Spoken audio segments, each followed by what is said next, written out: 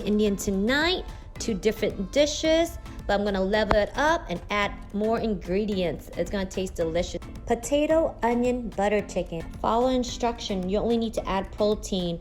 I'm gonna add potato and onion and also some salt and pepper to my taste. I'm just gonna kick it up a notch. But I love this brand. Look at all my dry ingredients. Yum.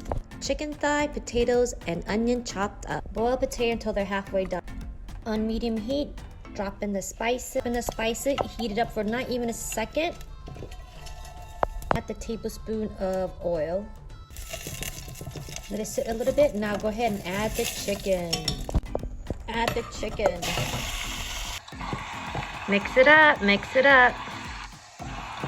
Adding in the curry paste. Adding in the curry paste. Mix up the chicken.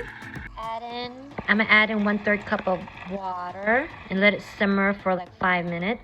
Make sure you stir, okay, so it doesn't burn on the bottom. Make sure you stir. Add your onions. Add your onions. Now you're gonna add this last packet of curry sauce. Look at this. Mix well, and then in a couple minutes, like 2 more minutes, we're gonna go ahead and add the potato and then simmer it down. It is now 10 minutes. We are gonna go ahead and add in the potatoes and simmer it down for another 10 minutes on low medium. Adding in the potatoes, that's halfway boiled. Let it cook let it simmer for another 5 to 10 minutes, okay? Add the potato and then stir it up and let it simmer for another 5 to 10 minutes on medium-low. After you stir the potato and let it simmer, I'm just gonna go ahead and add a little bit of salt and pepper to my taste, okay? So you add as to your taste. I'm gonna kick up this chicken masala by adding tomatoes, bell peppers, and onion.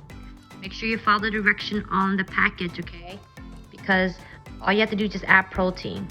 I love this brand because it gives me whole dry spices for me to use. Okay, so I'm gonna go ahead and show you. Chicken thigh, tomato, bell peppers, and onions are all chopped up. All of my spice packages right here. 1/3 cup of water as well as 1 tablespoon of oil. And if you want to kick it up a notch, you can add some fresh jalapeno. On medium heat, I'm gonna go ahead and add my first dry packet here.